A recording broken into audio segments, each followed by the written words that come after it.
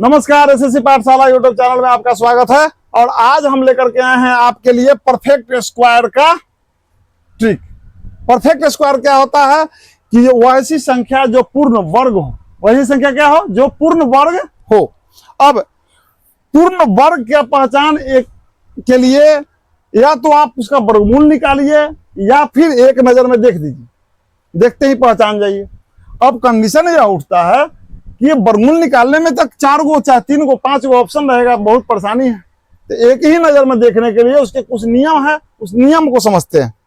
Rule number 1, जिस संख्या के इकाई स्थान पर 2, 3, 7, 8 2, 3, 7, 8 हो, वह संख्या कभी भी किसी संख्या का पूर्ण वर्ग नहीं हो सकता है। या फिर अंत में एक शून्य हो, या फिर जिस संख्या के अंत में लगातार शून्य की संख्या विषम हो, वह कभी भी पूर्ण वर्ग नहीं हो सकता है।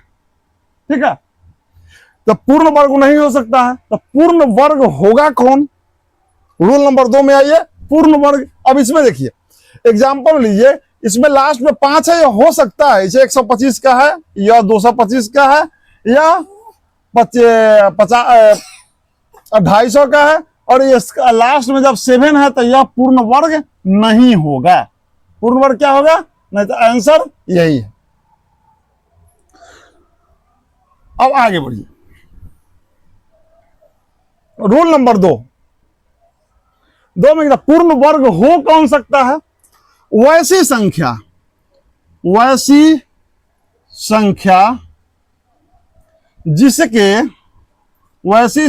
जिसके अंत में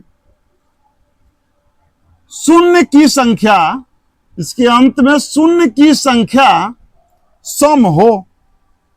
शून्य की संख्या यानी अंत में क्या हो? 2 गो शून्य हो, 4 गो हो, 6 हो, 6 गो शून्य हो या 8 गो शून्य हो। शून्य की संख्या क्या हो? सम हो, विषम नहीं होना चाहिए, सम हो। वह संख्या पूर्ण वर्ग हो सकती है। वह संख्या पूर्ण वर्ग हो सकती है बशर्ते शर्त क्या है? शर्त यह है कि शून्य के पहले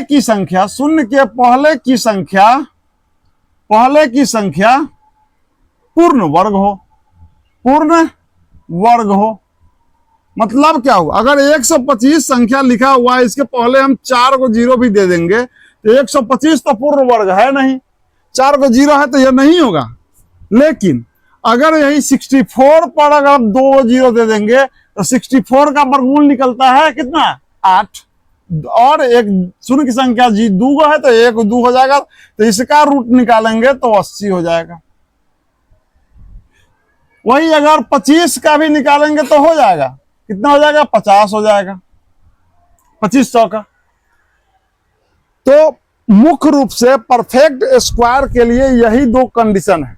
इसी कंडीशन को हम 4 नियम 5 रूल 6 रूल बना के तोड़ कर सिंगल करके बताते हैं। तो इन्हीं के साथ अब आपसे हम मिलते हैं अगले सेशन में, यानी कल मिलेंगे इस पर आधारित स्क्वायर और परफेक्ट स्क्वायर पर आधारित कुछ प्रश्नों के साथ। बहुत बहुत धन्यवाद।